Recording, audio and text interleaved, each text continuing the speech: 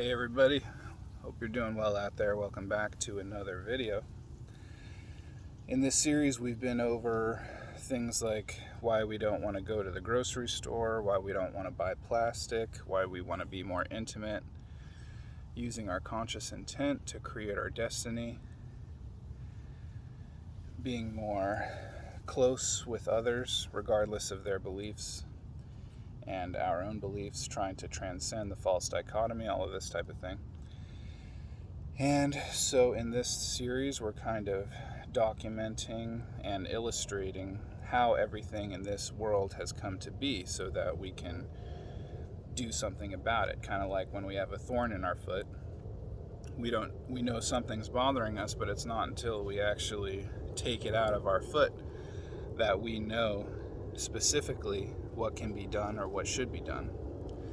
And so for today's video, we're going to talk about more the economics and of the global markets, and of course who owns these global markets. They call it the 1%, several other names, the same type of people and belief systems who own Hollywood and California Raytheon and all these types of weapons manufacturing companies in Israel. And so there's a book called The Confessions of an Economic Hitman, and that illustrates a very small part of what's taking place on this planet at this time currently, and it has to do with centralized banking, the World Bank, as well as the Federal Reserve, and all of that network of conglomerates that we get our money at interest from. And that's why everybody's in debt. And it's all a contrived ploy to disenfranchise the national ability to print their own money, for instance, in the United States and in other countries, through organizations, privately held organizations, essentially private corporations like the Federal Reserve. It's not federal, it's just part of the name, like Federal Express. And so I took a look at the list of currencies. Here's your homework for today. And there are several currency exchange rates that are very favorable to certain countries.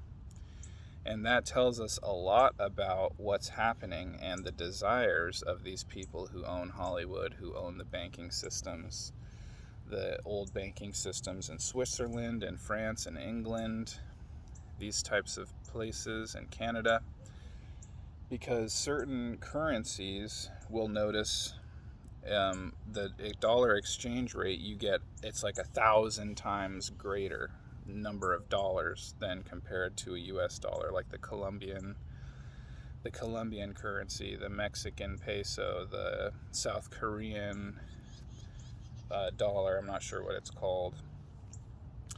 And it used to be that the Chinese yuan was magnitudes of less value back in the day compared to the US dollar. So one American dollar or westernized dollar would literally equal thousands of these Chinese yuans or Colombian whatevers.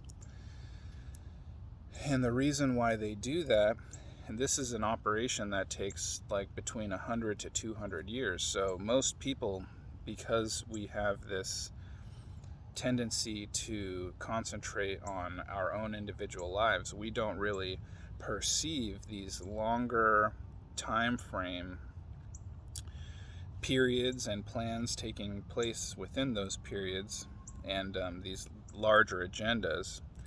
And this goes into why we don't want to participate in corporations like Costco or Safeway or whatever big food chain you have, because those corporations themselves take advantage of all of this, which destabilizes our regional economies and can contribute to recessions around the world.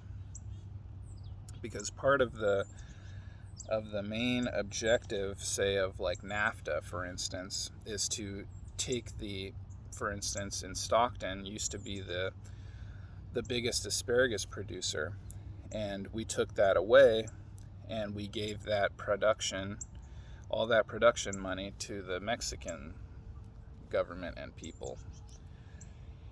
And so now Stockton is, doing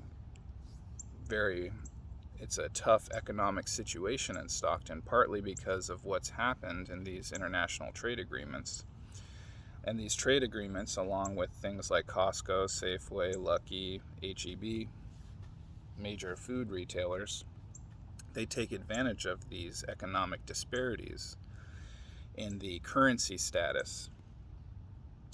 And so it's taken nearly 100 years. They destabilized the Chinese yuan, for instance, 200 years ago or what have you. And it's taken 100 years to facilitate the industrial production in China to get it back up to its, I think, $1 is around $1 American dollar is around 6 Chinese yuan now. But that didn't used to be the case. But this is how the individuals who are in charge of the global markets and the lending and money creation, as well as the 1% owned corporations like the media, Hollywood, Bollywood, these people take advantage of this situation. It's all part of the same plan. It's been in motion for literally 200 years.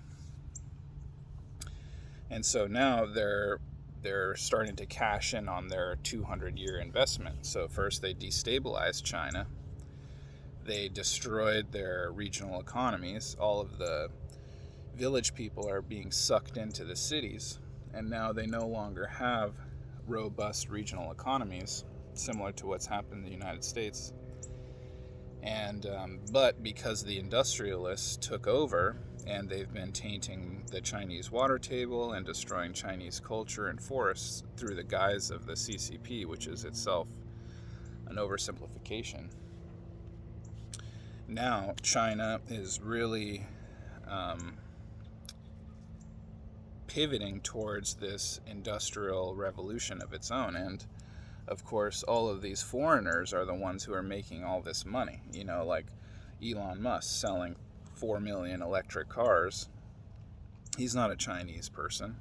There's all these people that have their fingers in the honeypot of China, and it's because they're finally getting a return on their investment by pumping up this industrial mindset in China, especially with the Global W propaganda that we see on the television. And so, the same thing that's happening in the United States, even though we're a capitalist country, which makes really no difference between China's communist country. We all use combustion technology, we use cell phones, we use the same exact mindset, industrial mindset. There's no real difference between capitalism or socialism or communism. It's just presented that way on the TV, kind of like Oceania and Eurasia and East Asia in books like 1984. And so all of these people have got their fingers in the honeypot of China, selling all these electric cars through the guise of white interventionism, aka Global W. And they're making a lot of money while exploiting Chinese people, destroying the environment in China. And China is one of the most ancient and biologically diverse biomes in human history. It's a invaluable history and natural history contained in China, and of course that's why they're operating in there right now. And of course you have the things like the iPhone factories, where the humans there, the Chinese nationals and indigenous peoples, are protesting via mass suicide. All of these things that you don't really hear about on CNN. They want to hide all that stuff because they want you to buy the iPhone, even though there are people who are committing suicide, being forced to work at their desks because of the Chinese tech boom taking place over there, thanks to Steve Jobs and Bill Gates, Elon Musk, Jeff Bezos. A lot of products from Amazon come from China, and they take advantage of this economic disparity in the currency status between American Canadian dollars and the Chinese yuan. So yeah, it's just some more information about how the world has come to be, and a lot of people don't like how it is, and we want to do something about it. So we want to get away from purchasing things like the iPhones or iPads or iMacs, pretty much, yeah, all Apple products, most Windows products that come from China, things like the Apple Watch, and those things actually put out a higher rate of EMF frequency than normal, that's been found in the medical literature. So people who are wearing the iWatches or the pods or whatever, they're being inundated with these higher levels of EMF. You can go to my website, lifeproductsdirect.com, or on Etsy to get yourself some protection. But of course, the tech industry is intimately interwoven and connected. They're essentially the same individuals as Big Pharma, so they kind of work in tandem, hand in hand, to produce clientele for Big Pharma. That might be hard for some people to believe, but it's been found in the medical literature, publicly available all around the world, that the electrical component of EMF signals from wireless communication devices like Bluetooth, Wi-Fi, disrupts our native biology inside our bodies. You can look at my presentations on Satvananda at YouTube. And if you don't mind subscribing over there to my YouTube channel so I can do more lives and more presentations, interactive type of study sessions. So yeah, continue not buying things from plastic, because plastic comes from the oil companies. Nobody likes the oil companies. We're all fighting against the oil companies. Don't buy iPhones. Try to reduce your technology footprint, your carbon footprint. You don't want to buy electrical cars or e-bikes or any of these things that are coming from China, because they exploit the Chinese environment, and then when we throw them away, the lithium is actually already tarnishing our water tables.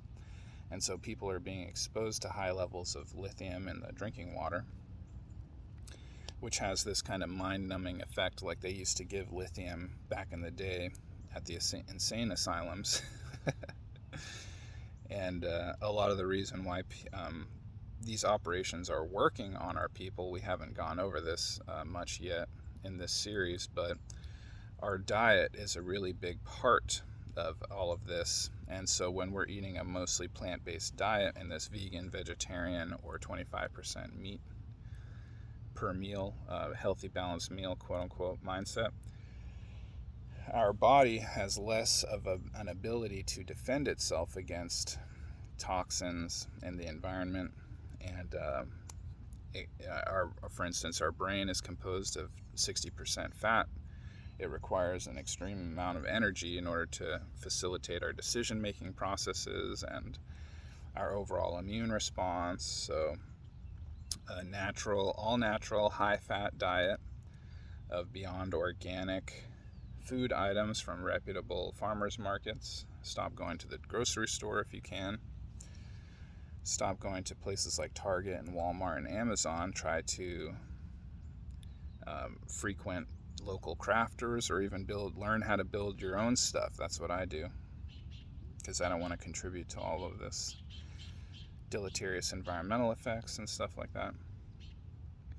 So if anybody has any questions, send me a message. You can schedule an appointment at savananda.org. Hope everybody's doing well out there. Stay healthy. Thank you.